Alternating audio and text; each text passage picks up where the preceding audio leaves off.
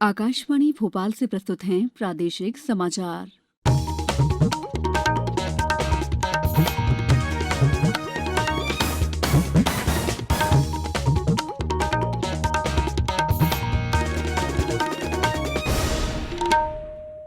नमस्कार, समाचारों के साथ मैं दीपा सिंह। पहले मुख्य समाचार। प्रधानमंत्री नरेंद्र मोदी ने कहा है कि देश में विश्व का सबसे बड़ा टीकाकरण अभियान भारत को आत्मनिर्भर बना रहा है। देश में अब तक 10,43,534 लोगों को लगाए गए कोविड वैक्सीन के टीके। स्वास्थ्य मंत्री डॉक्टर हर्षवर्धन ने कहा, कोरोना का टीका पूरी तरह से सुरक्षित, इससे होगा कोरोना महामारी का सफाया। और प्रधानमंत्री नरेंद्र मोदी कल नेताजी सुभाष चंद्र बोस की 125वीं जयंती के अवसर पर कोलकाता में पराक्रम दिवस का शुभारंभ करेंगे। अब समाचार विस्तार से। प्रधानमंत्री नरेंद्र मोदी ने कहा है कि देश में विश्व का सबसे बड़ा टीकाकरण अभियान भारत को आत्मनिर्भर बना रहा है। प्रधानमंत्री ने वर्चुअल माध्यम से वाराणसी के कोविड टीकाकरण अभियान के लाभार्थियों और स्वास्थ्य कर्मियों से ये बात कही। श्री मोदी ने लाभार्थियों और भारत के टीकाकरण कार्यक्रम में लोगों का विश्वास बढ़ाने पर कोविड टीकाकरण कार्यकर्ताओं को धन्यवाद दिया। प्रधानमंत्री ने कहा कि कोविड योद्धाओं ने महामारी से लड़ाई में महत्वपूर्ण भूमिका निभाई है। प्रधानमंत्री ने कहा है कि स्वास्थ्य कार्यकर्ताओं ने टीकाकरण अभियान के पहले चरण में खुद टीके लगवाकर निर्णायक कदम उठाया है। उन्होंने कहा है कि स्वास्थ्य कार्यकर्ताओं का टीका लगवाने का कदम महत्वपूर्ण है, क्योंकि इससे वे बिना किसी भय के अपना काम कर सकेंगे। प्रधानमंत्री ने कहा है कि वैक्सीन के आपात उपयोग की अनुमति देना राजनीतिक फैसला नहीं है, बल्कि डॉक्टरों और वैज्ञानिकों के साथ कई दौर के विचार विमर्श के बाद ये फैसला किया गया है। प्रधानमंत्री से बातचीत में कई लाभार्थियों ने कहा कि टीका लगवाने से उन्हें कोई परेशानी नहीं हुई है। प्रधानमंत्री ने लाभार्थियों से बातचीत में कहा कि पहले चरण में करोड़ों लोगों को टीके दिए जाने हैं। उन्होंने कहा कि वैक्सीन आपूर्ति देश के कोने कोने में की गई है। भारत अन्य देशों की भी मदद कर रहा है। देश में अब तक 10,43,534 लोगों को कोविड वैक्सीन दी जा चुकी है। स्वास्थ्य और परिवार कल्याण मंत्रालय के अधिकारी ने बताया है कि देश में टीकाकरण अभियान शुरू होने के 6 दिन के अंदर ही 10 लाख से अधिक स्वास्थ्य कर्मियों को कोविड टीके लगाए जा चुके हैं। देश में कोविड से ठीक होने की दर 96.78% हो गई है। कल 18,000 से अधिक संक्रमित व्यक्ति ठीक हुए। अब तक 1 करोड़ 2 लाख से अधिक रोगी ठीक हो चुके हैं। इस समय देश में 1,88,000 से अधिक मरीजों का इलाज चल रहा है, जो कुल संक्रमित लोगों का केवल 1.78% है। राजधानी भोपाल में विप्रो समूह का सॉफ्टवेयर डेवलपमेंट सेंटर खुलेगा। मुख्यमंत्री शिवराज सिंह चौहान ने कहा है कि विप्रो के प्रमुख अजीम प्रेमजी उद्योग क्षेत्र के साथ ही समाज सेवा के क्षेत्र में भी अद्वितीय कार्य कर रहे हैं।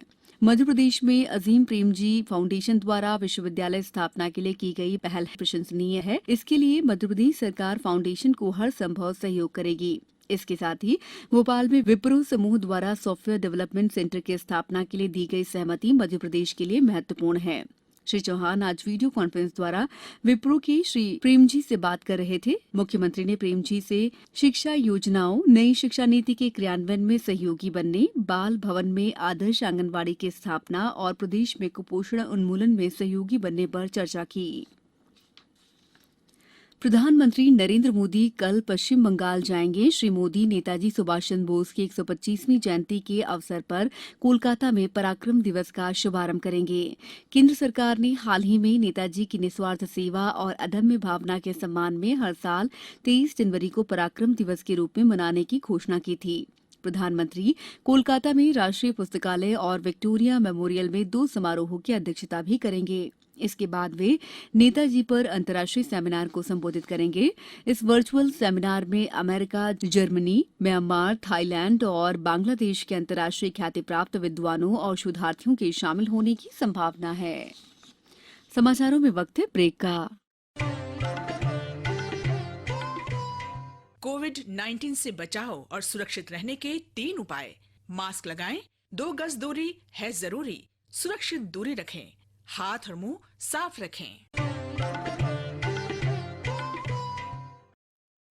स्वास्थ्य मंत्री डॉक्टर हर्षवर्धन ने कोरोना के टीके को पूरी तरह से सुरक्षित और प्रभावी बताते हुए कहा है कि इस टीके से कोरोना महामारी का सफाया हो जाएगा।